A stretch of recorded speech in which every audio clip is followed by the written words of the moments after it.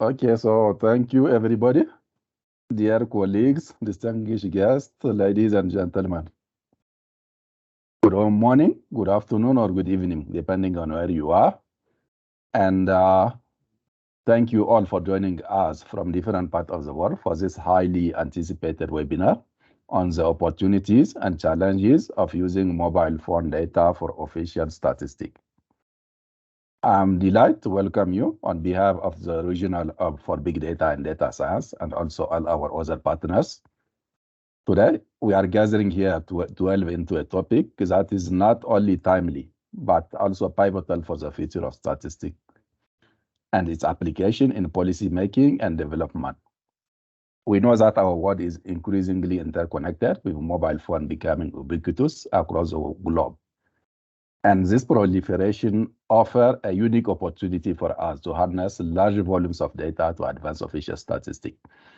Just recently, a few days ago, I had the privilege of being in Dakar, Senegal, where some innovative work is being done in the domain of big data and data science to enhance the production of official statistics. And one of their standout projects involved leveraging mobile phone data to refine and guide official statistics. This is an initiative that shed light on the potential of mobile phone data as a gold mine for official statistics, and it also shows the barriers such as outdated regulation that hinder our ability to exploit this resource fully. We know that official statistics extends beyond mere statistical techniques. It also encompasses regulatory and institutional dimensions. Often, it is only after we have surmounted the technical hurdles that we encounter the almost as formidable regulatory and institutional challenges. Addressing these challenges necessitate updating regulation and institutional frameworks to optimize the use of mobile data for official statistics. A comprehensive dialogue involving all stakeholders, including countries, is essential to achieve this. We aim to forge a new consensus on data ownership, confidentiality protection, and using mobile phone to inform policy by generating reliable and up-to-date indicators. This conversation is vital for establishing what we would call a new social contract that balances the privacy concern with economic efficiency. So our agenda today is designed to foster such a dialogue. We aim to gain some insights from global experts on mobile phone data in official statistics. We would also like to explore some real-world experiences from diverse countries to understand the opportunities and challenges in using mobile phone data for official statistics. And finally, we want to encourage an exchange of knowledge and experiences among participants, facilitating the development of innovative approaches to statistical challenges. So, distinguished guests, we are fortunate to have with us an esteemed panel of speakers who bring a wealth of experience and expertise. We have Mrs. Esperanza Magpantai, Senior Statistician at the International Telecommunication Union, who will share insight from her extensive work in telecommunication and statistics. We have also the Dr. Thomas Malwood, PhD Data Scientist at Flowminder, a company that is a leader in mobile operators data analytics for good. We have Dr. Ayumi Are, Assistant Professor at the University of Tokyo. We have Dr. Alfatia Reno from Statistics Indonesia, who will discuss with us the challenges and successes in integrating mobile phone data into Indonesia's official statistics. We have Mrs. Caroline Kakemu, a statistician at the Communication Authority of Kenya, who will provide us perspective from Kenya on leveraging mobile phone data for statistical purpose. We also have Mr. Sim Esco from Positon, a company that provides innovative data solution and analytics for mobile positioning data in mobility, tourism, and population. And additionally, we will hear from a distinguished speaker from Ghana Statistical Service, who is going to give us also insight into Ghana's experience. So this webinar is not just a platform for learning. It is a call for action for all of us to engage in meaningful dialogue and collaboration. We are here to learn from each other, share our experiences, and collectively work towards building a new consensus on using mobile phone data in official statistics. So let us embark in this journey with open minds and shared commitment to innovation and progress. Your participation and contribution are invaluable as we navigate the complexities of this evolving landscape. Together, we can shape the future of official statistics, making it more dynamic, inclusive, and reflective of our changing world. So thank you for joining us all. Let's make this webinar a fruitful and enlightening experience for all.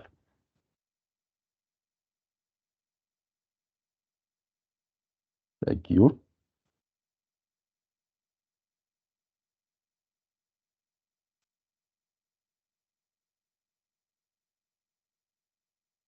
So who is the next? Thank you very much. I think I'll start the presentation. I just want to confirm if you can hear me and you can see my slides.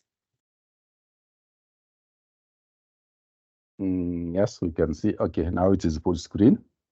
Okay, so good afternoon, everyone. So I'm going to present the role of stakeholders and the data access that's important for the use of mobile phone big data. So as was mentioned earlier, I work at the International Telecommunication Union, and our role is typically to collect and disseminate ICT statistics, but we work also closely with telecommunication regulators, ministries, and national statistical offices, not just on traditional data sources, but also on the area of mobile phone big data. So just for those that were not able to join the first webinar, so this work that we are doing related to mobile phone big data is part of the ongoing initiative at the UN-wide Committee of Experts on Big Data and Data Science for Official Statistics. And the work on mobile phone big data is just one of the many task teams that this group has. And in the last webinar, we highlighted the 6 areas of work that we focus on, mainly on these areas where methodological guides were also presented at that time, together with some use cases to illustrate the usefulness of using mobile phone big data. But today, what I would like to highlight to you is our experience in the ITU when we implemented the pilots that started in 2016. We started with 6 countries, one in every ITU region. In this region, we focused on Kenya. And at that time, we were looking at 16 ICT indicators. This work that we did in 2016 is in addition to our current work, which is to collect traditional data on household surveys and traditional data coming from administrative data sources. So the big data work was a new area at that time. And what we want to see is whether we can use this new data source to complement or supplement existing traditional data sources. And the objective is to see whether this new data source can be used by countries who are not able to conduct household surveys to collect ICT indicators. In 2020, we again initiated 2 country pilots in Brazil and Indonesia, but at that time we were focusing on only 2 SDG indicators. One of them is on the percentage of population using the internet, which is collected from household survey. So in these 8 pilots now that we have concluded, we came up with several experiences and challenges, as well as recommendations on how to mitigate those challenges, and those we would like to share with you today. So what are the benefits and challenges in using MPD? So from the pilots and also from other experiences, we know that one of the benefits of using mobile phone big data is that this new data source is already collected by mobile operators. They are highly granular, also nearly real time. It's not real time because we cannot connect directly to the data generated as the subscribers use the services. They're highly available throughout the world. So the ITU also disseminates this at the global level. And we found that this high penetration of mobile phone is almost in every country of the world. And not just the traditional mobile services, but also mobile broadband services. But we are also faced with challenges, meaning the data that we collect is not necessarily on where the individuals are, but they are limited to cell tower information.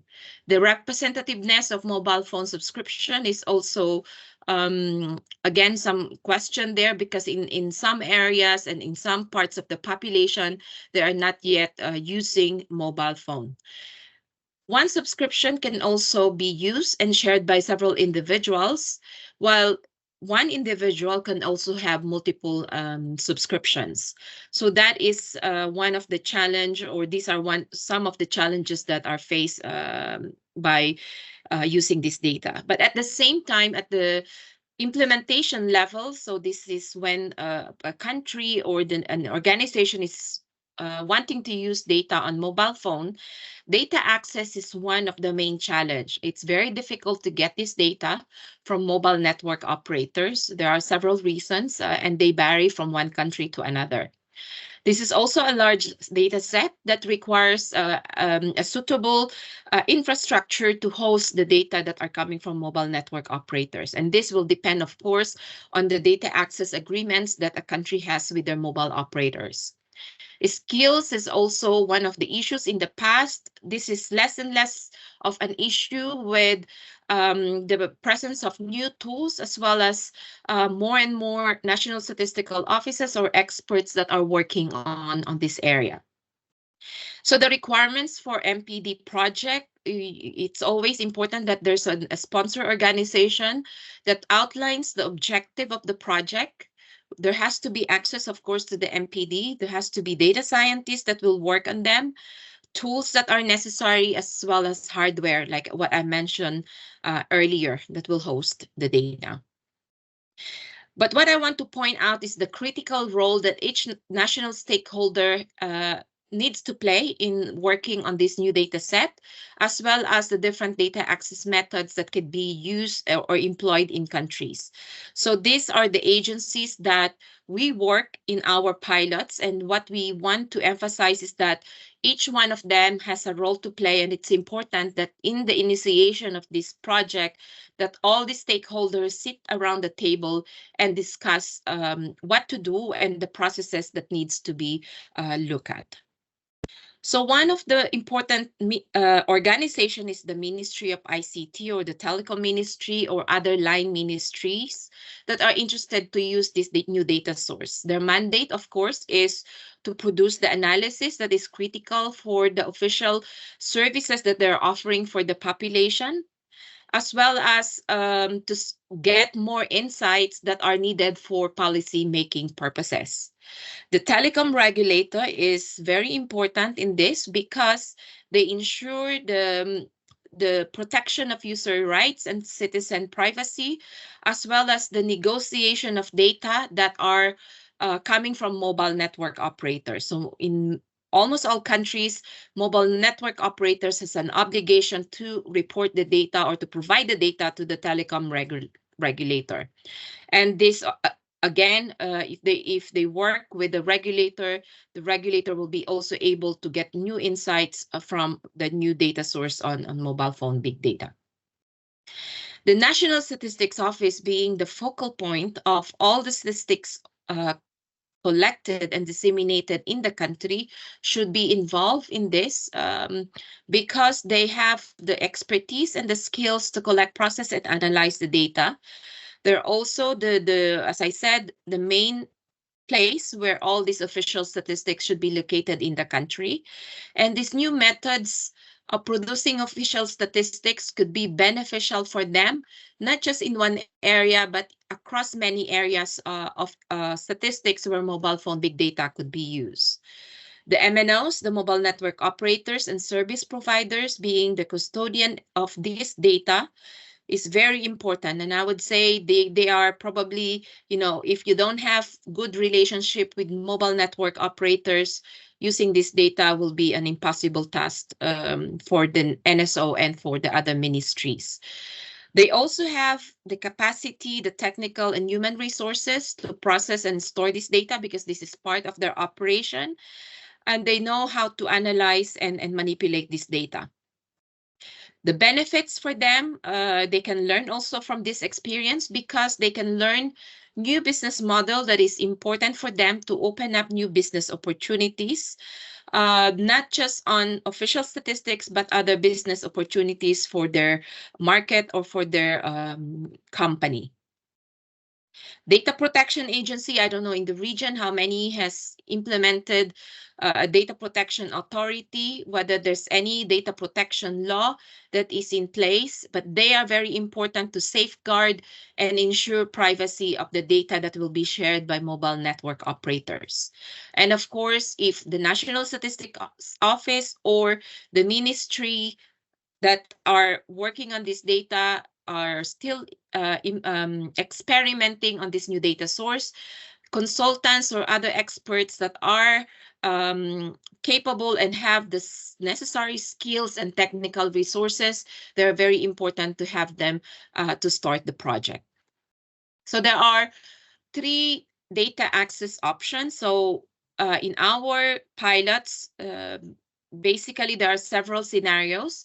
The first scenario is the data from the mobile operators were processed at the operator's premises. Here, the thing is there's very high commitment that's necessary, as well as resources from the operators, because they will be working on the data. There's less control on the granularity and the checks, because we or the regulator or the ministry can only see the resulting indicators or the aggregated data. So this is one way that the data could be shared or accessed. Another way is the operators will be sharing the data, so the raw data, to either the one of the regulator, the ministry, or the National Statistics Office, and it's up to these agencies to aggregate and combine the data and calculate the resulting indicators. Here, it's the workload is of course in the agencies, but there's higher control in terms of the checks and the granularity, but they will need human resources that are capable of analyzing this data. There's some concerns with regards to sensitivity and data protection that needs to be ensured when taking this data access method. And of course, the third data access method, which is more and more being practiced, is when a third party accesses the data from network operators using a tool that they connect to their firewalls, and where they can get access to the necessary data that they need to analyze. It needs more complex environment, and it could lead to higher cost, but there's greater control for both for the data provider and the agency analyzing the data. So we presented this. This is just for information, some guidelines on how to analyze specifically the Information Society indicators, just in case you missed the presentation from the first webinar. And of course, some recommendations. So the mobile phone data is just another data source, and it requires similar statistical business processes. There's still a need to assess the current situation in the country with regards to privacy, telecommunication law, data protection law, and what are the internal processes with regards to MNOs. There's a need to put the stakeholders together from the beginning to avoid any surprises in the implementation, to agree on the data access, how data could be analyzed, how the data will be disseminated, and all these things will have to be discussed at the beginning of the project. And of course, there has to be a realistic timeline that needs to be respected and explored at the beginning as well. And it's important to note that this is a complex exercise. It's important that countries start small if they can, and to learn experiences, and later expand on other areas if they are well experienced in exploring this new data source. There's again other webinars that are upcoming in every month. We have also some Python codes that we are exploring to disseminate and raise awareness of how this new data source could be calculated. We have some projects that are ongoing with the World Bank to see how we can use this new data source for policy making, and also a task team that explores how a synthetic data could be produced so that trainings and explorations can be done in this new data source. So with that, I stop here. These are just additional resources and contacts if you need more information regarding those that I mentioned in this presentation. Thank you very much, and back to you.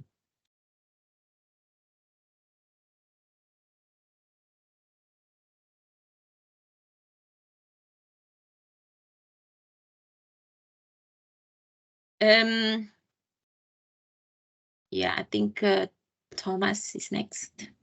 Sure. Shall I take over from here? I'll share my screen. Is everyone able to see my presentation? Yes. Great. Thank you so much. And it's a pleasure to be here to talk to you all today.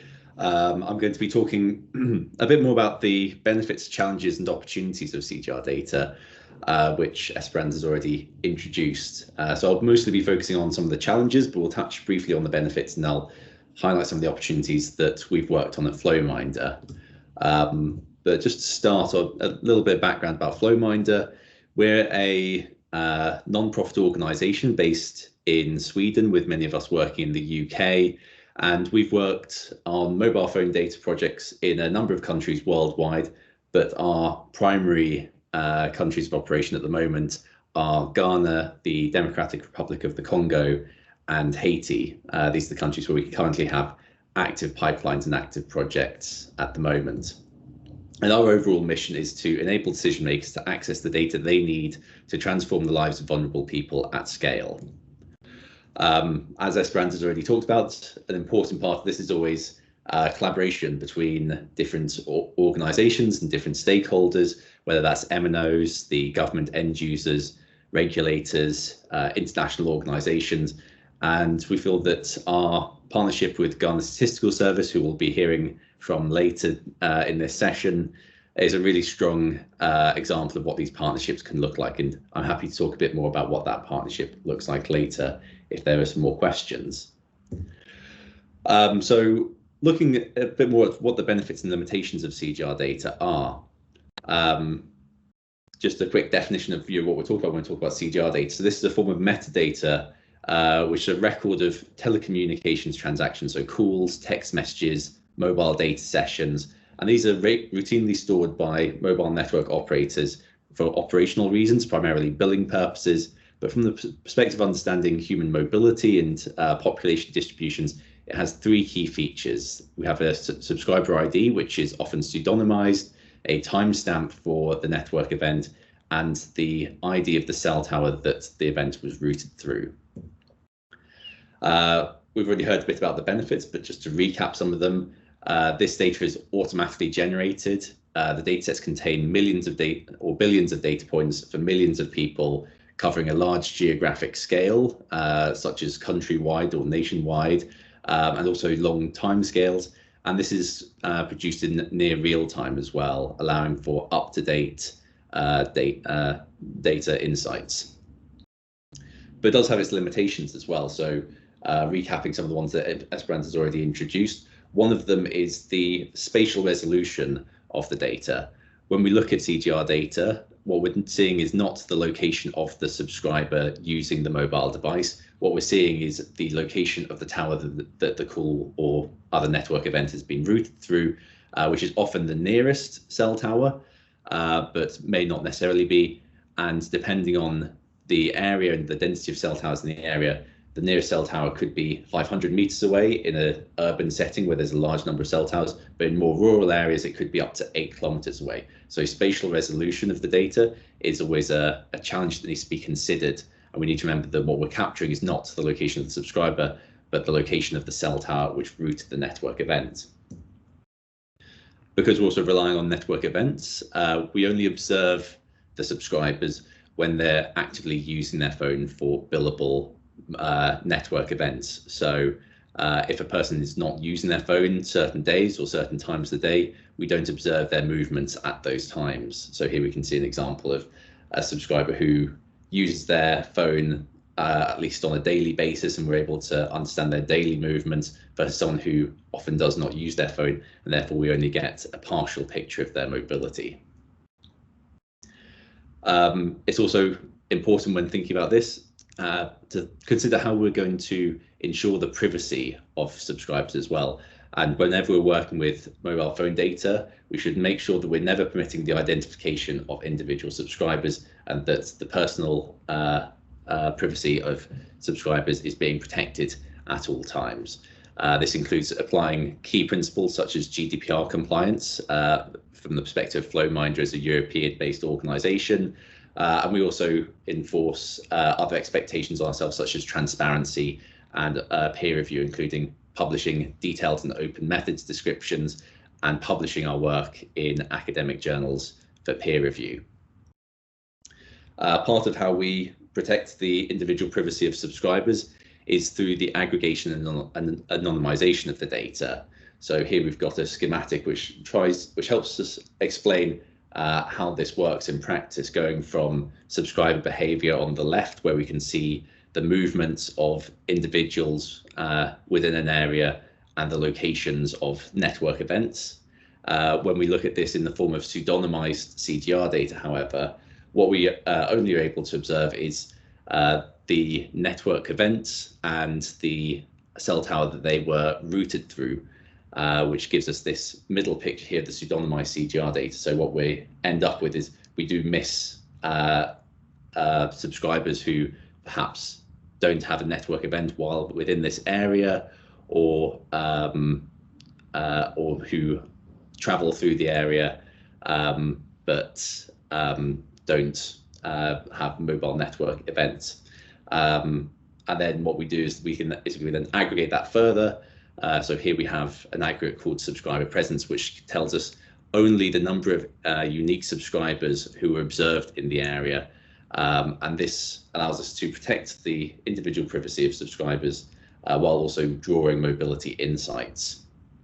From the perspective of Flowminder, the way in which we operate along the lines of the different models that Esperanza's already highlighted, is that when we work with this data, this pseudonymized CGR data remains at the MNO within their premises, within their firewall, and we only ever receive the aggregated CGR data through a piece of software we use called FlowKit, which is installed at the MNO and through which we can request specific aggregates required for our work.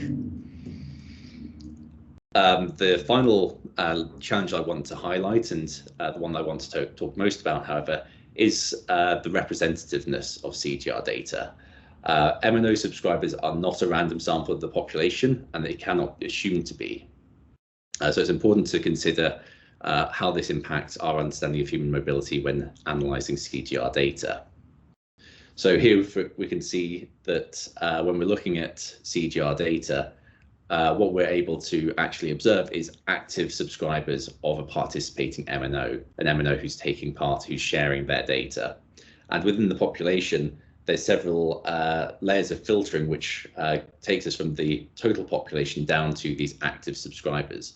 So what we're not capturing are individuals who have no mobile phone subscription, subscribers who use a different mobile network operator, or subscribers who are inactive during the period of study. But what we can do is we can add additional data on demographics, phone use and mobility from field and phone surveys to help address these biases and get the most out of CGR data. So to give you an example of how this looks in practice, we've been working in Ghana with Ghana Statistical Service to do mobile phone surveys and household surveys to better understand how mobile phone use varies across the population, and therefore how this affects the representativeness of CGR data. So here we can see some results from Ghana looking at mobile phone use across the population. What we can see is that mobile phone use is more common amongst men than women. It's more common amongst people of working age than amongst the elderly or amongst children, and more widespread in urban areas than rural areas. We can also see that mobility varies between different sections of the population as well. So overall, men are more mobile than women, people of working age are more mobile than the elderly or children, and there's greater mobility in urban areas than rural areas. And when we bring these different pieces together, what we see is that the mobility between mobile phone users and non-users can differ quite substantially. So what we see is that there's higher mobility amongst mobile phone users than non-mobile phone users. And this would result in us overestimating the mobility of the population if we were to assume that the CGR data, uncorrected, unadjusted for these biases, is an accurate representation of the mobility of the population as a whole. So what we've been working on and what we're now implementing in Ghana is a series of bias adjustment methodologies which will correct our mobility aggregates derived from CGR to account for these biases and the representativeness of CGR data. So we're currently applying that to two of our most commonly used aggregates, which are the relocations and residence aggregates that we use for understanding the distribution of the population. And we're going to also be working on applying this to other aggregates that we work with as well. So now that we have an understanding of some of the challenges, I'm going to quickly talk through some of the opportunities as well and some of the pieces of work that we've done at FlowMinder. So starting by looking at some of the official statistics that we produce, we're really excited that we've put out our first beta version of a routine mobility report in Ghana, partnering with Ghana Statistical Service, which contains a number of standardized insights into population distribution and mobility and how this has changed in the period 2020 to 2022. And Ghana Statistical Service have been working on their own version of this covering 2023, which we hope we'll be able to release soon. We've also worked on a number of applications around disaster management. Most recently last year, working on displacement of people by flooding on the lower Volta River in Ghana. We produced this report to support Ghana Statistical Service and the National Disaster Management Office in Ghana with their response to the flooding. But another place we've been very active is in Haiti, and we've produced a number of reports on instances of gang violence in Port-au-Prince and the displacement of people by violence in the capital. We have also had a number of applications related to public health and epidemiology, including modelling the spread of infectious disease. And here we can see some examples of modelling the spread of cholera in Haiti. It's spread from Port-au-Prince based on mobility and the connectivity of Port-au-Prince to other areas, which we use to make inferences about the likelihood of cholera cases being imported to different parts of the country. And we've also looked at the disruption of mobility by COVID-19 restrictions and therefore the effectiveness of mobility restrictions at controlling the spread of disease. And here again, we can see an example from Haiti of the impact of the COVID restrictions in reducing the mobility of the population, therefore helping control the spread. In the top graph, we also can see the change in the distribution associated with the restrictions coming into effect, which may have caused an initial opportunity for the spread of the disease out of urban centres and into more rural areas where perhaps it wasn't present before. So with that, I'll wrap up. I'll just quickly draw everyone's attention first to the UN Global Platform Learning Management System, where there's a course on mobile phone data, which I believe it takes about half an hour, and it provides an initial introduction to the use of mobile phone data for official statistics, and also to point you towards FlowGeek, which is FlowMinder's open online knowledge center for CGR analytics. So if you have any questions or want to explore some of the subjects we've been talking about today further, these will hopefully be some useful resources for you. Thank you.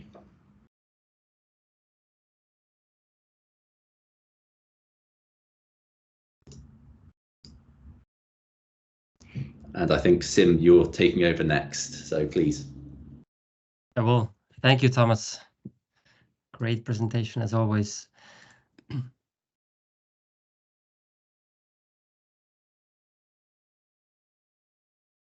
So just a quick check. Everybody can see my screen. Thomas, maybe you can confirm. Yes, I'm confirming as well. Great.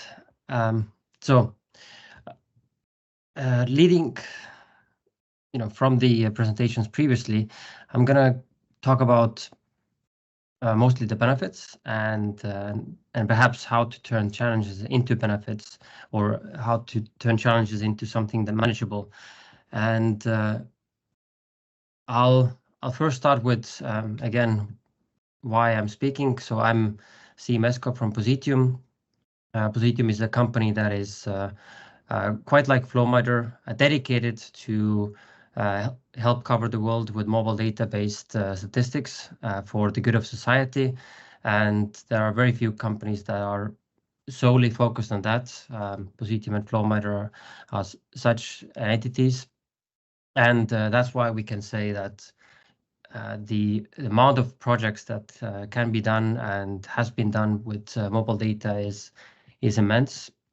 So we have worked with mobile network operators since 2003, so quite a few stories to tell from many countries, maybe over 10 that are bigger projects. And also Positium is a research spin-off of the University of Tartu.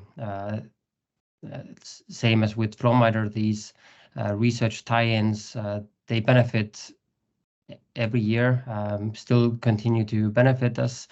And that kind of scientific attitude towards this data source is what is actually needed to tackle some of the challenges. So, but going into the topic of MPD, so in many cases, the questions that come up when you think about starting or think about this data source in general, the questions are the same. And the sources for the answers to those questions might be different, but I want to show you some of those sources. What can they be? So first off, what is the potential of mobile phone data for statistics? And this is a picture of the combined knowledge of the UN Committee of Experts on Big Data and Data Science and the specific subgroup on mobile phone data. These are the projects that we've chosen in tourism, population, ICT, migration, disaster, and transport to be kind of showing you the light of where the projects have been successful and have been nearing the quality that is required by statistics. So these are all the projects across the world analyzed in the guides that we call methodological guides on use of mobile positioning data for these topics. And there are 6 guides. You can have a bit of a glimpse to those when you take the course that Thomas mentioned, but you should join the MPD task team and get access to these guides because they hold a lot of different case studies and a lot of examples of how to approach methodology in these areas. But what I want to tell you here is the guides, the projects in these guides, they cover most of or almost 1/3 of the land area of the world. So a large part of the world is covered by quality mobile phone data projects. And not only that, they cover almost 50% of the population of the world. So you can say that mobile phone data is doing the rounds globally. So it goes from it can help the biggest countries of the world down to the very smallest countries. And right now, there has been already 15 years of continuous experience of producing official statistics from mobile phone data. So this is an example of Estonia, but in other countries as well. And just in 2020, when we had COVID, we saw the start of 40 different projects in mobile phone data use for understanding mobility during the COVID-19 pandemic. So some of the projects that you hear about, they actually started or were taken to another level during the COVID-19 pandemic. And many new countries joined the experience pack. And most likely, whatever country you are from, then there is only either your neighbor has experience with using mobile phone data, or your neighbor's neighbor has experience in doing that. So there's only 2 degrees of separation between you and a country that has experience with mobile phone data. So why would they start these projects? As Thomas and Esperanza already mentioned, there are many benefits that you can have from mobile phone data, and just quite specifically, what the Central Bank of Estonia, they've continuously used MPD since 2008. Why? Because they will never go back to surveys if they don't have to, because it's the data comes in faster. There's more. There are more travelers in the sample size, more countries that you can break down into. It is much more cost efficient than doing surveys quarterly or annually. And of course, what the respondents like, there's no burden on them. It's using a big data source that is already there. So Esperanza already told you about the benefits and challenges, and just to summarize, this data source is likely the single best data source for understanding the locations and mobility of the population. So just one mobile network covers 30 to 50% of the population, depending on your mobile networks. But even 30%, or even the smallest operator that you have in your country probably covers more than you can cover with a survey, even though it is not a randomized sample.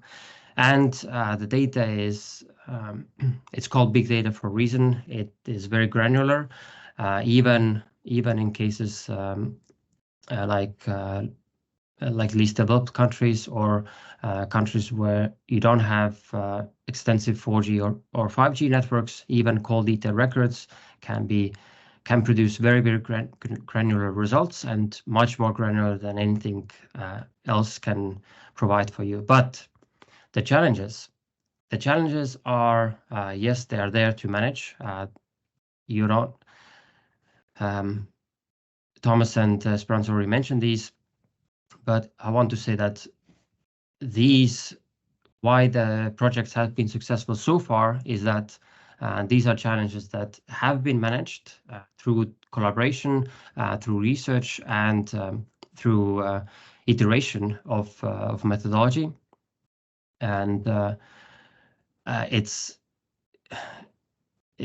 not improbable to say that you can do a mobile phone data project for official statistics in any country of the world. There have been so many examples already that there's no reason why you shouldn't be able to do that, as long as you have the right momentum, the right partnerships, and you deal with these challenges one by one.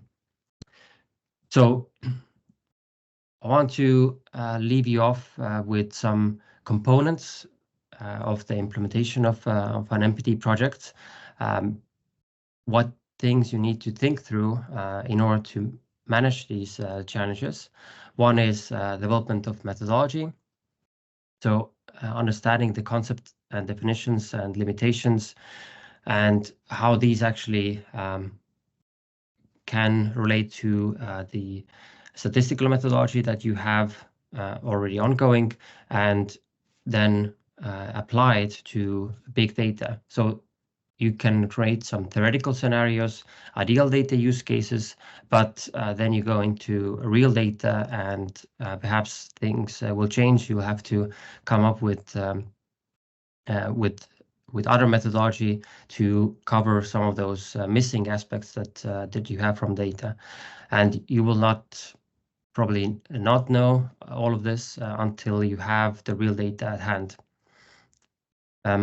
So you can create scripts with synthetic data, but once they meet real data, you will find that you'll have a lot of adjustment to do.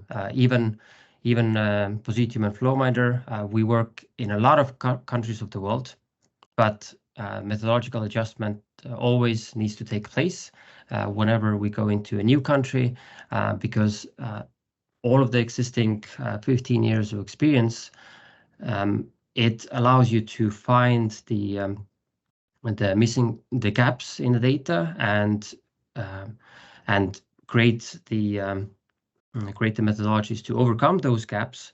But you need to identify those missing pieces in the real data and put together the adjusted methodology so that you're able to create wholly functioning and regularly producing methodology in the country. So infrastructure is also a multifaceted thing. A lot of countries ask me, so how much server space we need, but it wholly depends on the modality of data access as well. As Brans already introduced to you, whether you get the secure sandbox at the mobile network operator or you have the data to the National Statistics Office, both are possible, but they require different infrastructure and preparation, and of course the business process. So what we mostly offer to do is first have very honest assessment of the current situation and work on the data access aspects as much as possible before starting the project, possibly even conduct a feasibility study. But then once you go into implementation and production, have this iterative process that you already are familiar with from the statistical business process. You have a design and build process that goes iteratively until you can actually meet the needs of your users, needs of statistics. And then you go into production, which is a bit different and is more working on having an optimized solution. So one final example of one country that has actually successfully completed many different projects for official statistics from mobile positioning data and are actually running it in the Statistics Office right now independently is Statistics Indonesia. So you see on the left here, you see all these surveys. So these are from the quarterly tourism survey done by, at some point they employed 8,000 enumerators to go through all the islands and have a good coverage of the domestic tourism survey. Now with mobile phone data, they are using 4 data scientists and data engineers to work on MPD and produce the same level results combined with the digital survey. So how does it work for them? Here you have maybe familiar for you. It should be the general statistical business process model going from design or specifying needs to dissemination. And there are specific things that a National Statistics Office should always be part of, a very active part of doing. And these are specifying needs, the outputs, and also the data analysis that comes at the end, which is weighing and aggregating, analyzing the outputs so that they have enough quality to disseminate, then disseminate those outputs. And there are certain things that where you need existing experience to make it right the first time. So here in these projects in Indonesia, Positium was actually the one that designed the processing system, designed the quality assurance framework, all the metadata tools, and also the collection and the processing build itself. And mobile network operator was then able to set up the collection, do the collection, run the collection, and produce variables, which we then let Statistics Office evaluate and understand whether we can go into production. So this is the pilot project, which was successful. And then production is wholly different, which is you now maintain the system, you do quality assurance regularly, but then you train the statistics office and mobile network operator personnel to actually run the process independently. And now it is happening independently in a very regular way. So, as a summary, as you saw from the different methodological guides, the international community supports MPD adoption in these areas for population, tourism, transport, migration, ICT, and disaster statistics. The or disaster, how people move during disasters. So these kind of statistics, there are proven methodologies that are already out there, many cases to learn from, and there are MPD projects from every part of the world and in every topic. So reach out to the international community, join the mobile phone task team, do the awareness raising course, join these webinars, and let's share the experience of these projects.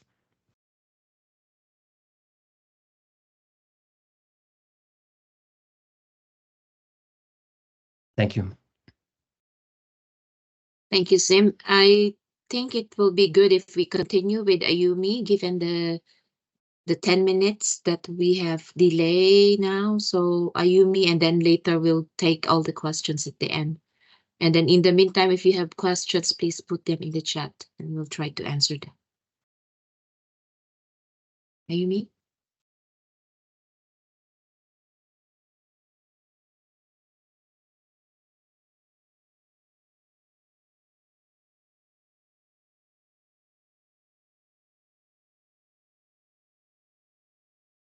Ayumi, Sorry. you're muted. Yes. Sorry, can you see my slides? Yes, we can see it if you can just put it in presentation mode. Okay. Is it okay now? Yes. Okay. Hello, I'm Ayumi Arai with the University of Tokyo. Today I will present the country cases from the Gambia and the Tanzania. Before starting, let me introduce our group called Spatial Data Commons. We are the basically the researcher from the university, from various university. So we have been working with mobile phone data analysis, basically for research and also implementation in the society to commit to empower the global community to help support the quality data, to use a mobile phone data to benefit people most in need. So today, my presentation today focus on the opportunity and challenges. So I will explain how the project started and partnership was built. So for both cases, I will introduce a partnership, key stakeholder, and approach. And I will not explain the analysis result today. And at the end, I will also talk about some challenges for each countries. So for the Gambia, we work on the mobility statistics for COVID-19 and migration statistics. And for Tanzania, we are working on the transport statistics. So let me start with the Gambia use case. Okay. So Gambia's economy is driven by agriculture and dependent on the remittances from migration. So there are large disparity in the access to the services and opportunity between urban and rural areas. So as you can easily imagine, migration plays a significant role in the economy in the Gambia. So in this context, statistics on internal migration is crucial for designing policy in the Gambia. And when actually the project was initiated, the latest migration statistics were we could access was almost 8 years ago. So it is really hard to understand the seasonal migration, which happen, very frequently in the Gambia from the statistics collected 8 years ago. So our partnership started in 2019 to explore the use of mobile phone data for policy purposes. So particularly focusing on migration at the time. It was 2019. And it was started with establishing a policy platform to discuss the relevance and rationale of using mobile phone data and how it can support the data collection of GBOS. GBOS is a Gambia Bureau of Statistics, National Statistical Office. And while building the consensus on using the mobile phone data, the team tried to ensure the technical and organizational measures that are in place to protect data privacy. So these are the team work on that project. So in this project, we have 3 groups of key stakeholders. So one is a data producer. So I think, Esperanza already summarized, but I just give you some example based on the Gambia case. So for in the data producer, we work with the PURA, and also along with 2 MNO, mobile network operators, and a data user, end user, is a GBOS, National Statistical Office. They are interested in internal migration statistics. And the Data Protection Agency, in the Gambia, they don't have Data Protection Agency. So we formed the committee by the government agencies, and they discuss whether the use of mobile phone data for understanding internal migration was relevant. And as an intermediary, World Bank and University of Tokyo provide a technical support and also the technical communication between the data producer, PURA, and the data user, GBOS. And also when they communicate with MNO, we also provide a support. Okay. So, during the project period, the project started in 2019, but the COVID onset was early 2020. And actually in March 2020, the government imposed a social distancing policy because a state of emergency was declared as an immediate response. So international border was shut down, and it collapsed the tourist economies. And a lot of people lost job opportunity in the Gambia because in the urban area, tourism industry is sharing the large part of the people's income. So there were some government needs and interest in the impact of COVID-19 and whether the enforcement measure were actually useful and how it impacted on the people's life. So in this context, mobile phone data is a relevant data sources for providing timely, frequent, and high localized information, which could assist the National Statistical Office in their data collection. Of course, after the COVID onset, NSO also initiated a survey to understand the people's reaction, but it takes time. So the team started examining additionally what statistics can be useful for monitoring and planning. So first, we initiate a project for using mobile phone data for internal migration. But because of the COVID onset, we are utilizing the existing statistics for understanding the impact of COVID-19. So in this partnership, the PURA brought the regulatory mandate and technical capacity. So they work on the data access, and the GBOS, National Statistical Office, guided and motivated analysis. So they lead the methodology part, and data protection, as I said, policy relevance and also data privacy was assessed based on a legal framework. That was discussed in the committee formed by the several stakeholders. I just wanted to highlight that for protection, privacy protection was crucial. So I want to highlight the data were aggregated and kept strictly confidential and used only for statistical purposes. And no individually identifiable information is included. And privacy preserving techniques were reviewed based on the legal framework, and the data were processed on the PURA's premise. So data never left the regulator's premise in this case. So after the COVID, there are continued collaboration between among the stakeholders. So we still work together for producing migration statistics, and we currently incorporating questionnaire on the phone usage to collect additional data for adjusting the representative biases of statistics generated from mobile phone data. I think you remember Thomas mentioned the biases of the mobile phone data. So we are trying to see which part of the society mobile phone data is capturing based on the survey, based on the data collected through the census. So census will be implemented 2014. So we are expecting to use that data for adjusting the CDR data analysis results. And also IT infrastructure is being updated for project continuation. So next is the Tanzania case. So again, let me start with the context. So here are some country contexts related to the transport. So Tanzania is a rapidly growing country, and like many other developing countries, they are experiencing rapid urbanization with increasing transport demand. So traffic jam is a typical issue in the many large cities, also in Tanzania.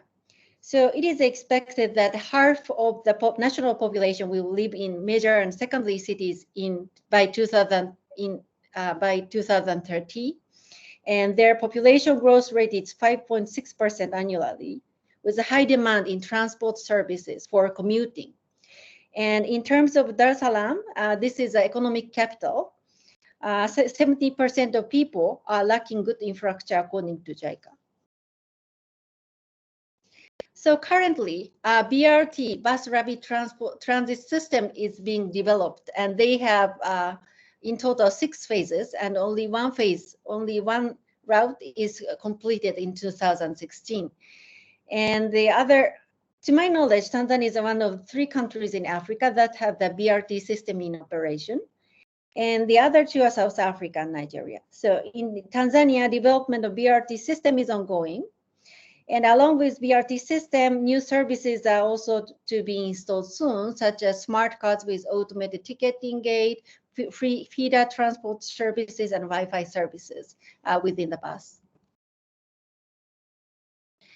So let me introduce about the DART, Dar Rapid Transit Agency. This is a key stakeholder in our projects. So DART is an executive agency established in 2007.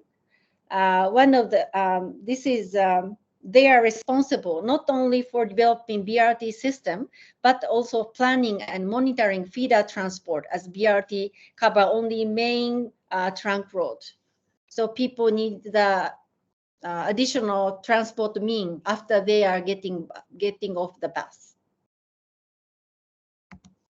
So there are data need for DART. There are data need for DART operation. So through the discussion, we figured out 2 specific areas where CDR data can be useful to fill the data gap. One is for understanding transport demand at the metropolitan scale in more frequent manner. That is mainly used for the BRT operation. And the other is for planning new routes and optimizing schedule at different time and spatial scale. So that is necessary for BRT operation and also designing feeder transport. Okay, here I summarize a key stakeholder and partnership. In our very similar to the case of the Gambia, we have 3 groups of stakeholders. And first is a TCRA, Tanzania Communication Regulatory Authority, and another is a DART, Dar Rapid Transit Agency. So these 2 are both local governments. So they TCRA secure data and has provided data processing environment, and DART has a data demand and specific needs for application. And as a Spatial Data Commons University Consortium, we facilitate their technical communication and also provide technology training for technology transfer. So I just show the summarized engagement model. So as a TCRA, they are the data control or data producer. What they basically do is secure data privacy and develop data processing environment, and also process and aggregate the data. And the data user, in this case, the DART, they motivate and lead analytics and use the statistics to advance policy and practice.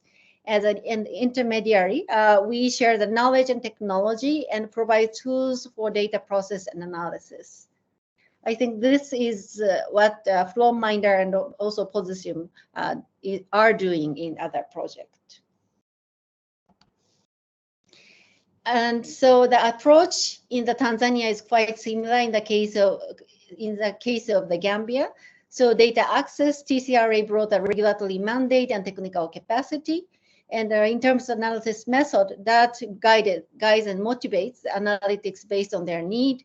And data protection, policy relevance, and data privacy was assessed based on the legal framework. And particularly in Tanzania, we have very fast data access. I think it didn't take less. It took less than 1 year. I think it's 3 or 4 months. So the key to success on data access was that DART, data user strong leadership and ownership of the project. And we had an in-depth discussion of policy relevance between DART and TCRA, which was supported by the University of Tokyo. At the end, I'd like to highlight some challenges. So challenges is the sustainability. One is the engagement model. So in our case, we work in both projects, we work with MNOs. We work with regulator, and regulator communicate with MNO. And MNO is sometimes are very helpful. They provide the data. But in the case of the Tanzania, the data provided by the MNO was not a human readable form. So we have to do additional process to decode the data so that we can change the form of the data so that we can use the tools we already have. And also the infrastructure infrastructure we have from in the Gambia. Gambia has a very unstable infrastructure. So actually our computer was once almost collapsed. So we had to procure the new computer for continuation of the project. And the third is a transparency and trust, because to continue this project, we need the trust from the civil society. At the same time, we have to be transparent on what we are doing. So we have we value that. We think the accountability is very important, and also we need to be careful how to explain what we are getting from analyzing this data and what is a benefit for the society. And the capacity for project management and implementation is also very important, particularly for data producers and end user. So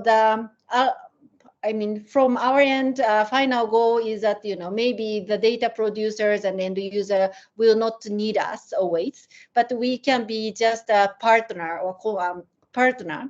So when they have a problem, they can ask some question, consult on some problem, but it is ideal that they can run the project using the tool available from our end or other entities.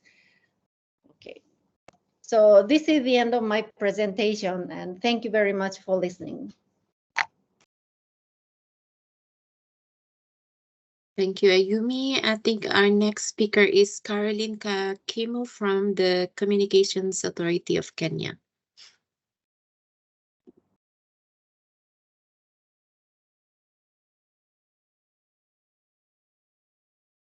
Caroline, can you share your screen and unmute?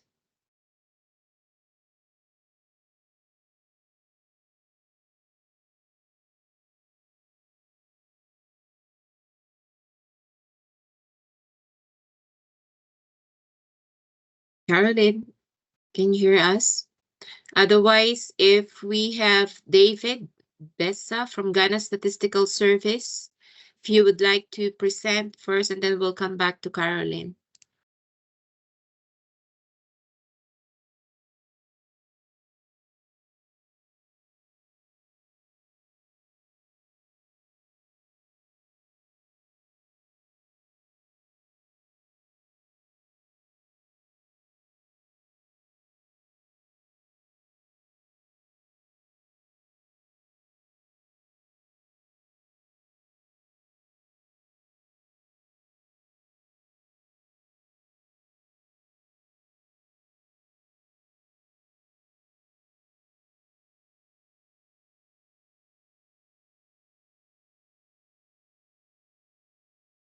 David, are you going to make the presentation?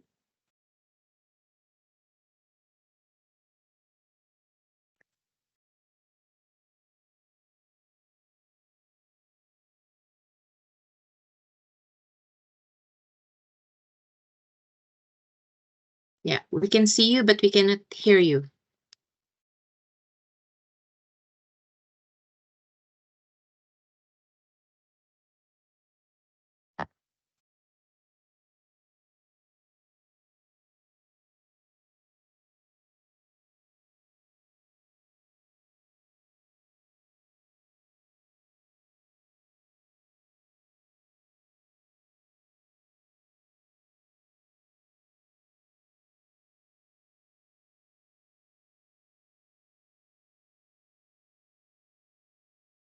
Okay, while we David fix his connection, Caroline, are you online?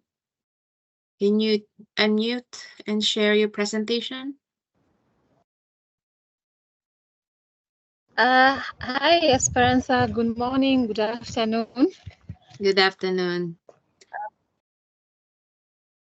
Can you share your screen and start your presentation? Sorry. Yes, I'm doing that in a minute. Okay.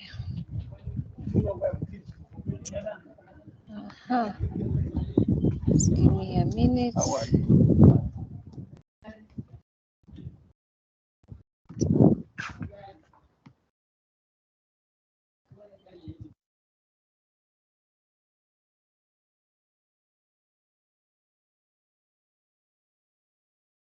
Otherwise, I can share your screen and you can let me know.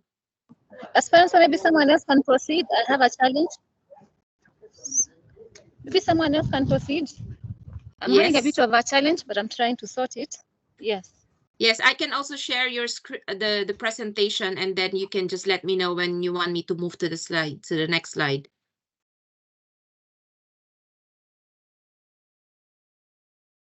Okay, that's fine, Esperanza. Okay, I'll do that now.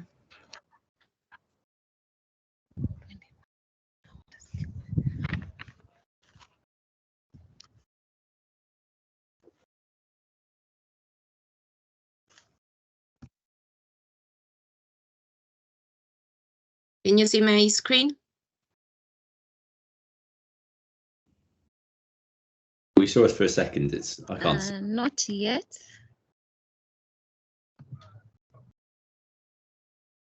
I have it on my screen. Can you see it now?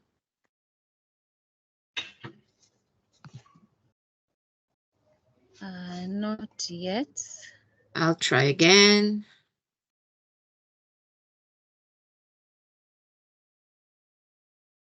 Yes, I can see it now. Hold on. Something is not correct.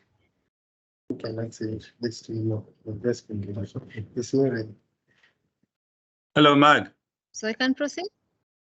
Yes, you can proceed, Caroline. Hello. Can you see my screen? Yes, I can, Esperanza. Yes, David, if you can, Yes, so Can you hear me now, Mag? Yes, I can hear you, David. If we can just let Caroline present now, and then you'll go next. So that's fine. I was just checking the connection. The microphone. Thank you. Okay, great. Thank you. Caroline, go ahead. All right, thank you so much, Esperanza, for inviting us to share our country experience with regard to the subject matter. And I'll just take you through the big data pilot study that we carried out in 2016 in collaboration with the ITU. If we could move to the next slide, please.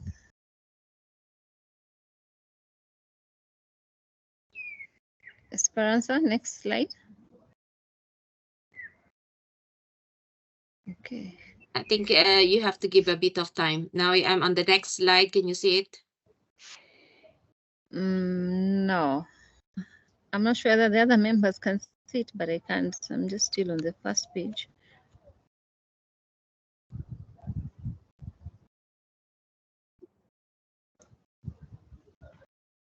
I also see the first page. Yeah, I'm on the second page now. I don't know the problem. What's the problem?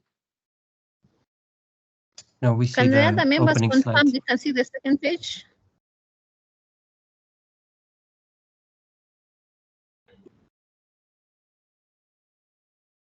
Oh, man. So you're not seeing my screen. I'm seeing your screen, but I'm still stuck on the first page That's of the very presentation. strange. Yeah. Yeah, I think the others can't see the second page either. Try again. Can you see now the whole presentation? Yes, yes, I can see the second page. Okay, I'll put in presentation mode again. All right. Yeah. Okay. All right.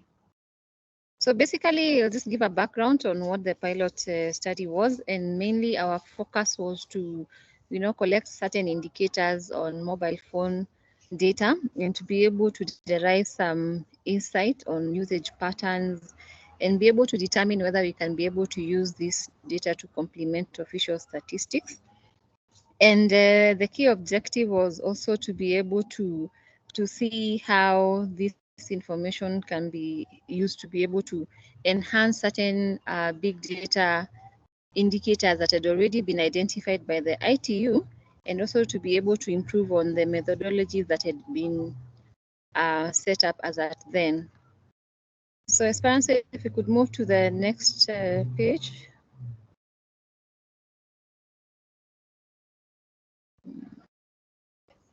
And as Esperanza has initially indicated, Kenya was one among 6 countries that had been identified by the ITU for the pilot study. And thank you. All right, thank you, Esperanza. Okay. Yeah, so in terms of mechanism for coordination, we had the ITU leading the project, and it provided financial and technical support in terms of the project. And then we had the ITU consultant that was tasked with the responsibility of processing the outputs from the MNOs, and also coming up with reports that was, that had comparisons with other countries. We had another stakeholder, which was the National Statistical Office, that had the responsibility of providing relevant data in terms of geographic administrative units and population statistics, as well as tourist statistics. And also had the telecom regulator, that is the Communications Authority of Kenya. The main function of the regulator was to coordinate the project in terms of making sure all the necessary documentation and approvals were obtained, and also liaising with the service providers to be able to provide the requisite information. And another key stakeholder were the data providers, that were the telecom, the mobile network operators, who are critical in providing the necessary data and the resources that were required in terms of both human and systems that were required to process this information. Esperanza, next slide, please.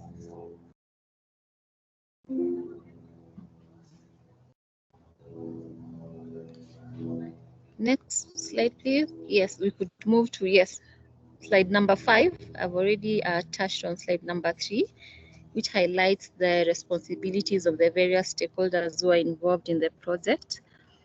So the main importance of big data to us as a country was that we wanted to use this to determine whether it's possible to use this information to, for ex post evaluation of the various policy interventions, and to be able to determine their effectiveness and the impact, as well as some of the regulatory interventions that we had made.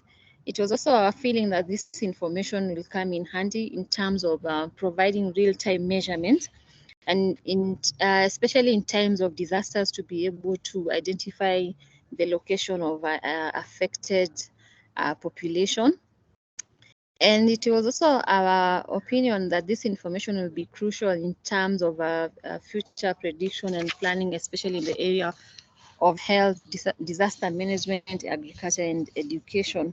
So another important aspect of big data was that it is our feeling that this information will come in handy in complementing the existing official statistics, and to be able to inform policy, and also Esperanza, if we could go to the next slide. So I'll just give you an overview of the approach that we took, and the first initiative was to engage the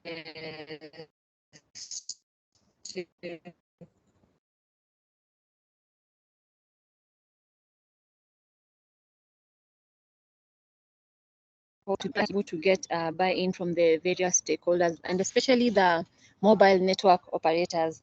And as we'll see later, we'll see some of the challenges that we had already anticipated, and the reason why we felt like it was really important to have their buy-in. And we also had to engage the MNOs in terms of getting the requisite NDA, that is the non-disclosure agreements. As we move on, we'll be able to see this is one of the challenges that we encountered during the study, and also on the dynamics of the processing of the information. And the next process was to be for the ITU consultant to be able to process the output that we obtained from the various service providers, and come up with an analysis and evaluation of the results, and combine the same in form of a report. Next slide, please. So some of the indicators that had been identified by the ITU for the pilot study is as seen on the screen. We had 16 indicators that had been identified. However, as a country, we were only able to collect 9 indicators due to various limitations, as I'm going to address in my next slides.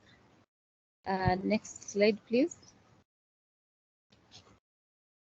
So we were able to collect 9 out of the 16 indicators that have been identified at the ITU for collection and analysis for the pilots.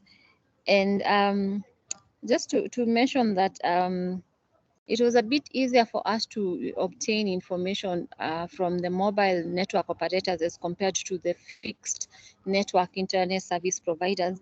And you will notice that some of the indicators that we were not able to collect were actually tied to the fixed networks. You can move to the next slide.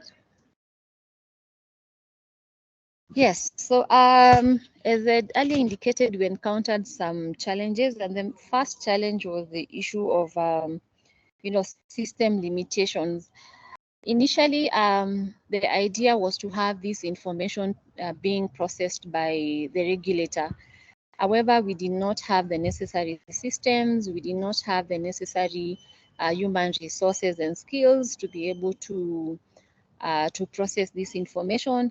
And of course, this comes at a cost, and this information had to be processed by the operators, and then the outputs aggregated by the ITU consultants in liaison with the regulator.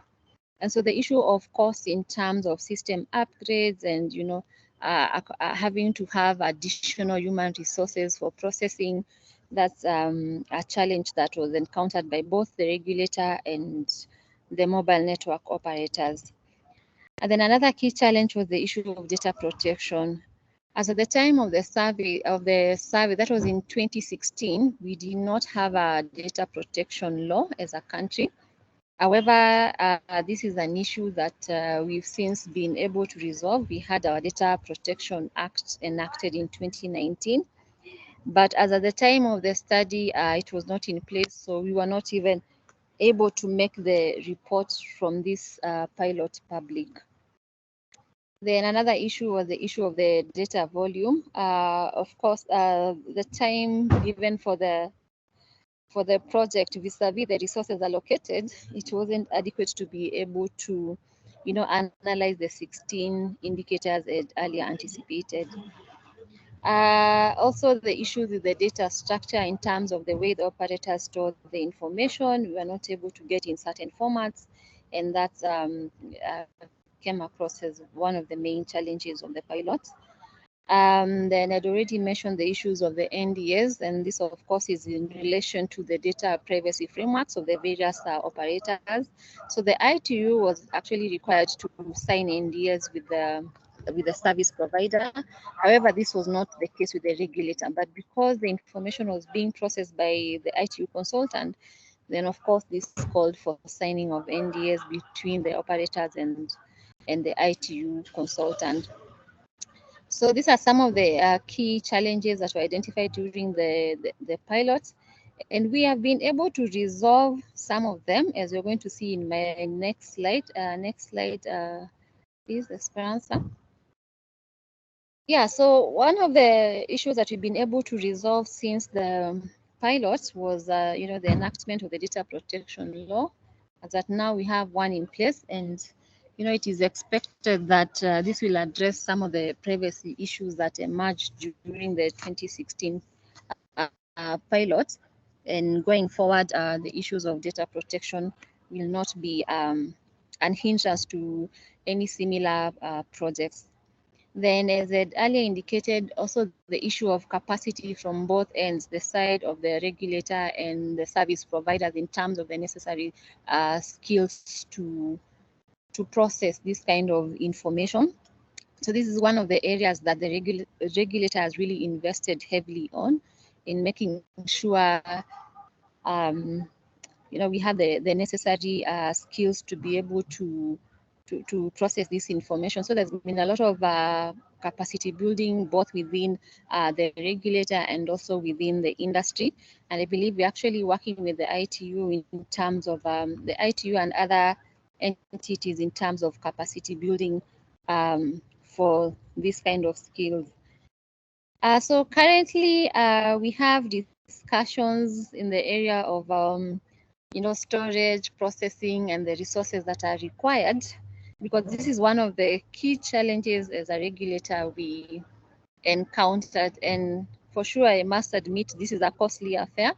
However, discussions are ongoing with the various relevant stakeholders on how we can address the issues of data storage, the issues of system integrations with the mobile network operators, so that the regulator will actually have a view of this kind of data directly from the service providers, and also processing of the same.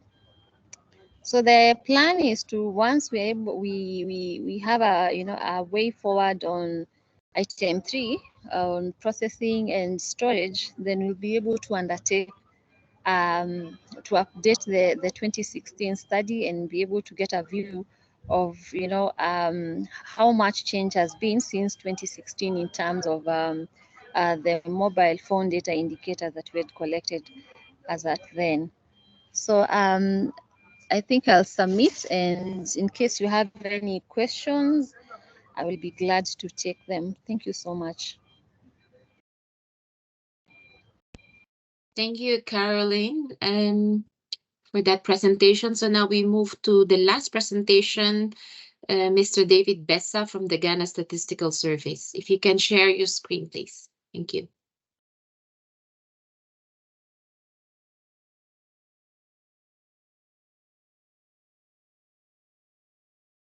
Hello, good afternoon. Hello, Mark. Yes, we can see your presentation and we can hear you. Please proceed. That's great. Thank you for the opportunity.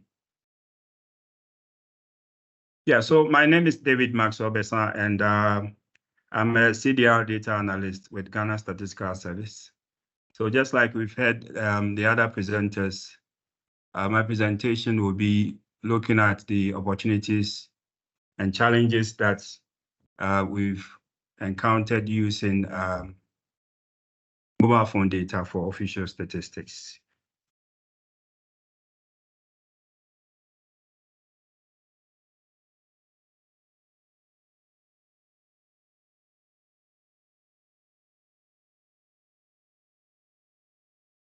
Hello?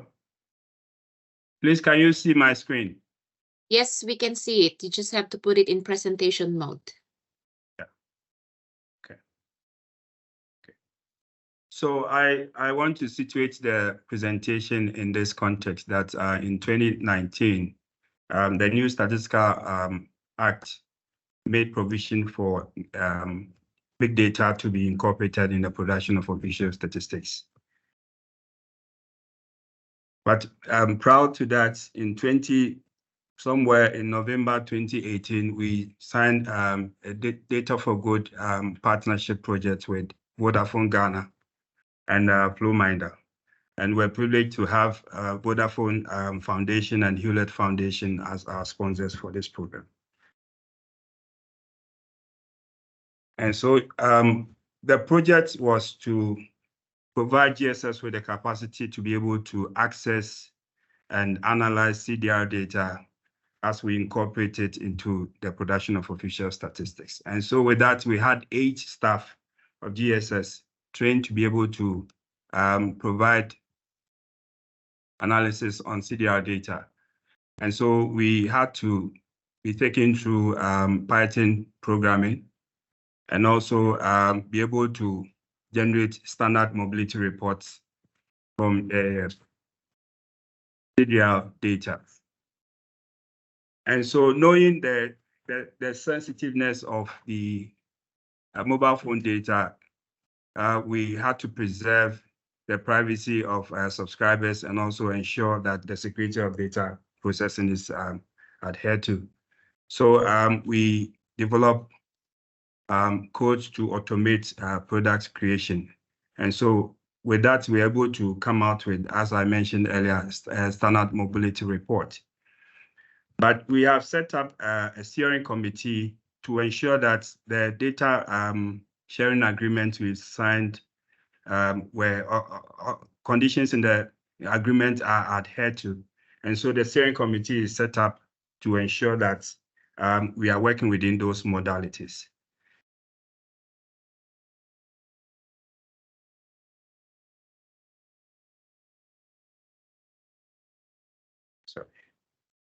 So I think I'm having a bit of a challenge moving between the sheets.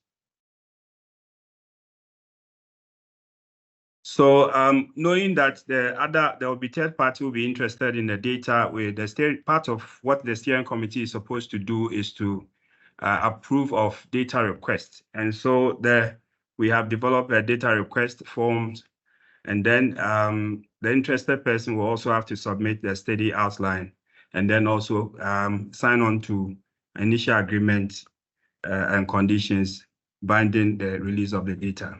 And then the steering committee will go ahead to evaluate that submission and then approve. So these 3 steps would have to be agreed and satisfied before data was released to any third party. So these were also part of the conditions we had with the data providers. So just to share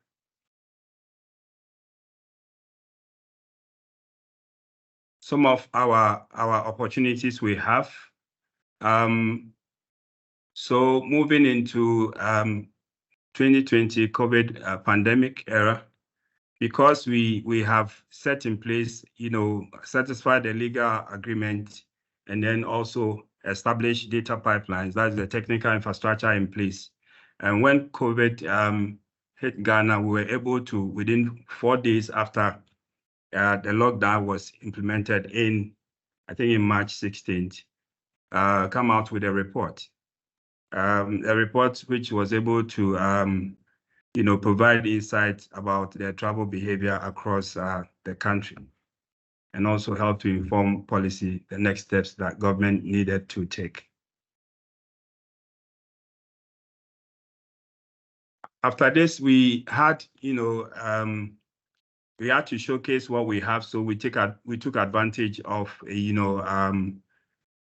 data fairs and then conferences to share some of the potential that we have learned from using mobile phone data.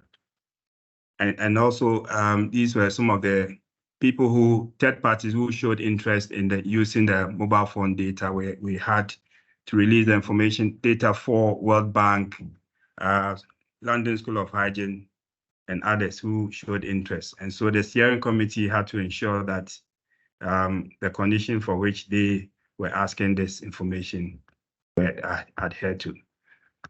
So moving forward, we needed to explore opportunities actually to deepen our relevance. And so in our dealings with the Ghana Health Service, the Sanitation Ministry, and also disaster management organization in Ghana, just to see what the use cases that we can explore to use the mobile phone data. And so some of the use cases with Ghana Health Service had to do with the antenatal care coverage, vaccination programs, immunization programs. We had tuberculosis incidents as indicators that health metrics that they have to compile every year. Hitherto, using CDR data to provide dynamic population estimates for them, GSS had always provided static population estimates, which was generated from population census, from projections, which had not taken into consideration the seasonal and daily travel patterns. And so it was unable or unsuitable for addressing humanitarian interventions like disaster management and also health and disease control, surveillance, and other issues. And so there was a need to explore. This led to an engagement we had with the Ghana Health Service and NADMO, which I just want to share some of the engagement, the outcomes of the engagement we had with them. And so with the Ghana Health Service, the dynamic population estimates we know will be helpful to, as it were, inform if you are looking at vaccination programs, infectious disease and non-infectious disease control. They had health metrics, that is per capita, based on per capita health metrics. So like incidence and prevalence, if you are looking at malaria and then tuberculosis incidence, it's population based. So you look at the number of cases per the population within the area you're looking at. And so generating dynamic population estimate from the CDR was critical for GSS. And we thought we realized that we will make a lot of impact, being able to generate these indicators for them. I had to switch between I don't know why this is not working. Sorry about that. So in last year, June 2023, we had a 2-day workshop with Ghana Health Service, yes, to be able to identify priority areas that they'll be interested in leveraging CDR data to enhance the estimate. And so we had 4 areas that were prime. you have tuberculosis incidents, outpatient department attendance, also to be able to get estimates on antenatal care coverage, hypertension incidents as well. And so the work is ongoing. We've done the preliminary findings, just to share some of the findings with you as we continue. I'm sure Tom has shared some of these findings with you. So maybe just to reiterate this. So the outpatient attendance, over the years, using the static population, what we learned from Ghana Health Service is that they seem to record over 100% rate, OPD attendance, meaning where the health facility is serving, people will be moving from other places for the health service. And so using the static population for that small geographical area, the districts, which was based on the projections, usually they will find some areas coverage being more than 100%. And so what we did, the work we did, if you look at the chart I have on the screen, the third chart is giving an idea of using the dynamic population estimate derived from the CDR, which is the blue line, and then the pink is the one with the static population. And so the dynamic population is giving you the population within the catchment area, the district where the health facility is located. And so it's able to give you the number of cases of OPD divided by the population as in a particular month that we have actually extracted from the CDR. So we did same for tuberculosis, and you could see that the trend is the same. You have better estimates with the CDR dynamic population compared with that of the static population. And you could see that they seem to be moving in the same fashion, just that the CDR dynamic population seems to be a little above, indicating how accurate the estimates are. Now, just to share also our engagement with the National Disaster Management Organization, which we call NADMO in Ghana. So similar to what we've been churning out to the Ghana Health Service, NADMO uses the static population estimate to inform, their risk assessment during disaster, before disaster. And so they need to estimate the number of people present in incident sites. But as I indicated, this does not take into consideration the seasonal and even daily travel patterns. So we signed an agreement with NADMO to be able to leverage the CDR estimate to improve on this. The early warning system. So just to share with us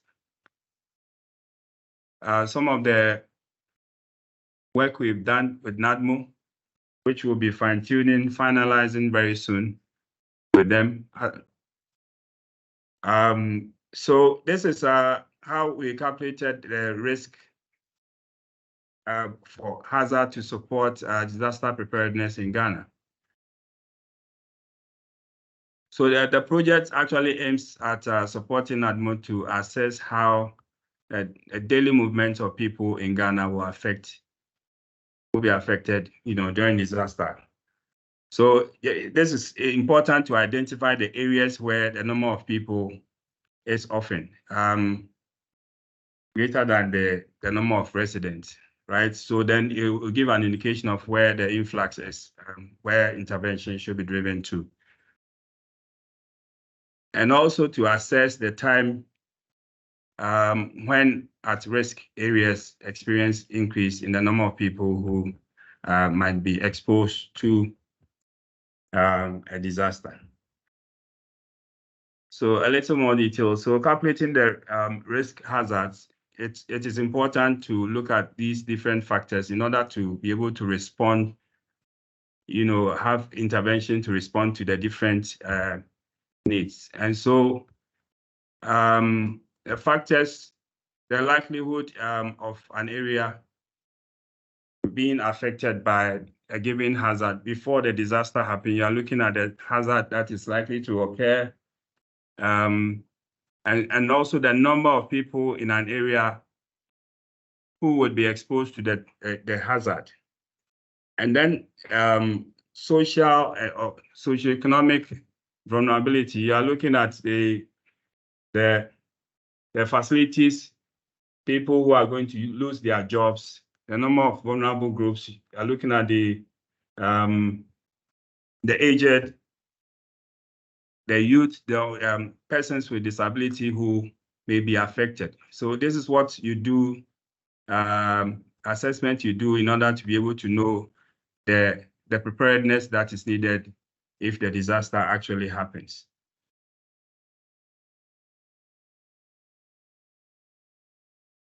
So leveraging on CDR, we had some dynamic risk indicators. If you look up here, these are the static indicators, and then the deep purple deep area indicate the high risk areas.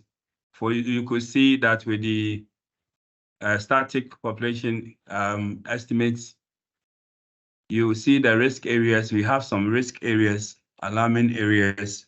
Compare that with the dynamic population risk areas. For the various categories, vulnerability map and then the hazard map, you see there are a bit less risk areas showing from the findings. So to conclude, let me share some of the challenges we have learned, leveraging CDR data for official statistics. And so currently, the agreement we have is with only one MNO in Ghana, which is the second largest, Vodafone Ghana. And so the challenge is that the coverage is not wide enough. What we do is to reduce the biases by, complementing CDR with survey data. And so the plan is to get other telcos to onboard the data for good projects. Also in rural areas in Ghana, the cell towers are limited. And so that could also be a challenge that we have beyond our control. Again, the data sharing agreements puts restrictions on access to some sensitive, yes, they are sensitive, but very important. We're looking at age and sex and other details. And so if you are looking at getting CDR data that can give you estimate on vulnerable population when disaster happens, because you need to be strategic in be able to know the number of disabled persons, the number of females, the number of children who may be affected. And so because you don't have age, you will not be able to tell whether the number of people, aged population who are affected in this, and sometimes sex. But let me just say that the age would have been very useful for us to also have a very robust, responsive humanitarian intervention.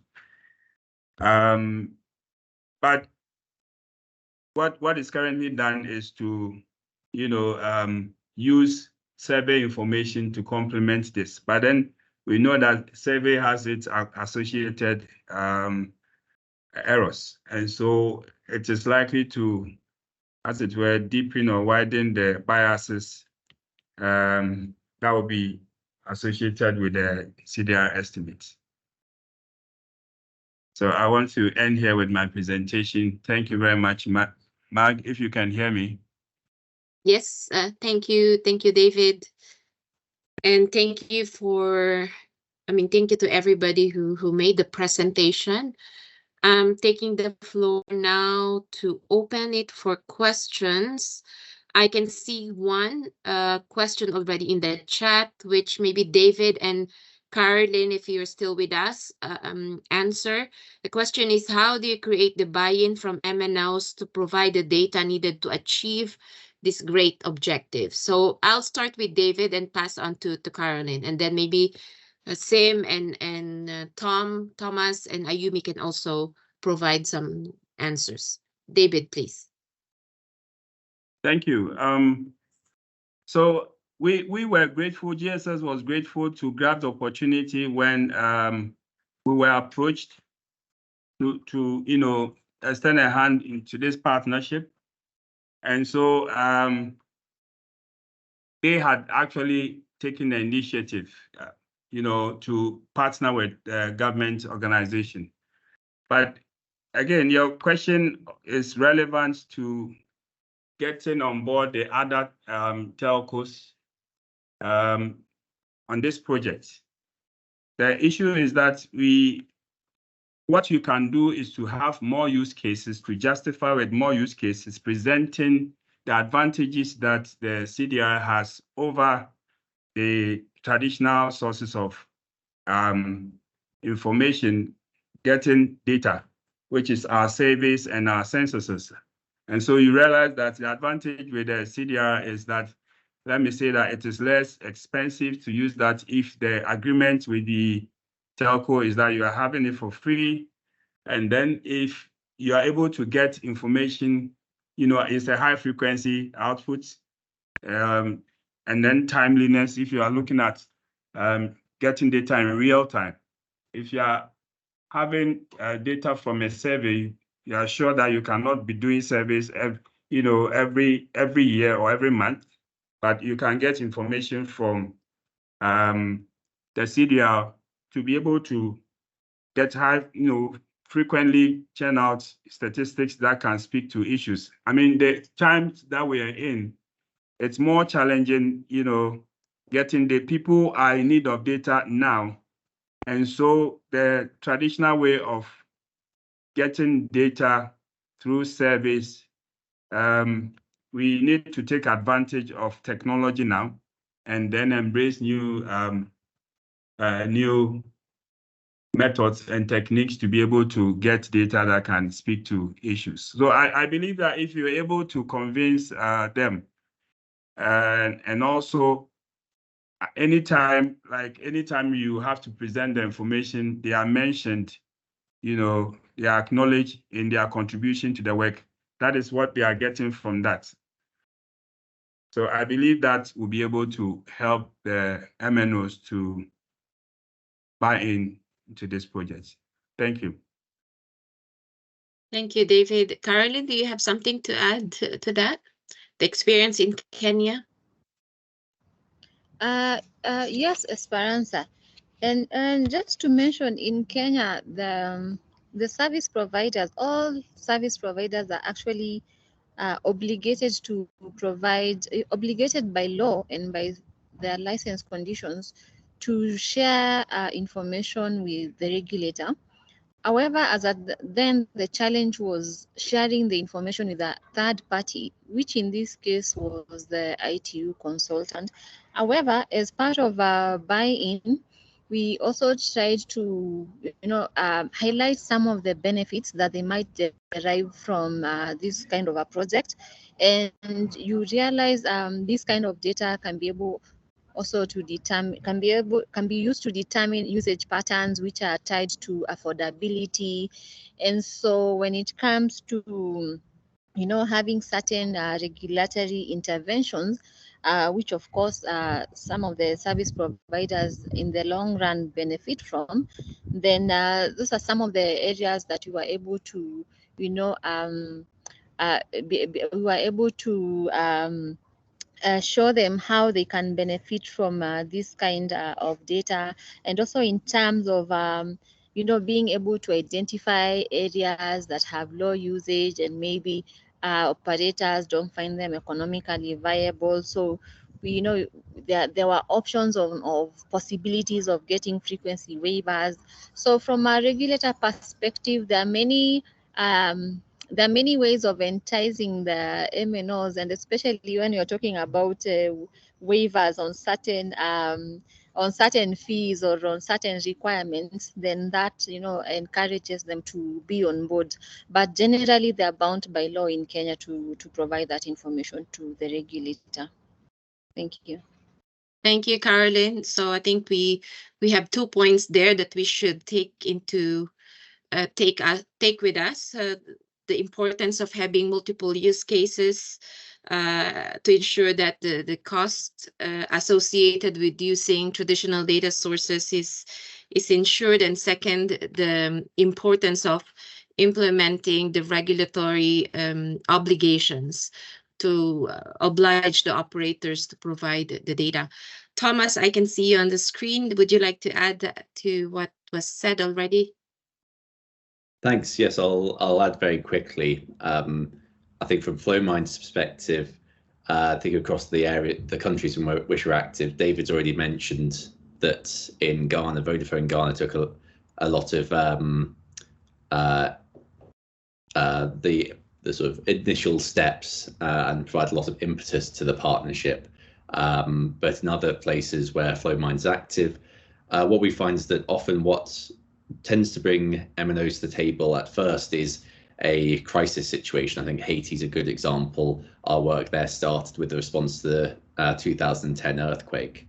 But think about moving forward and where we want to be in the mobile phone data community. I think it's really important that we start moving towards situations where MNOs are coming to the table and are incentivized to engage with users of the data, with national statistical offices, without needing a crisis to start that conversation. So I think one thing we need to do is figure out how we grow these partnerships in more countries without the need for a crisis to sort of provide the ignition spark.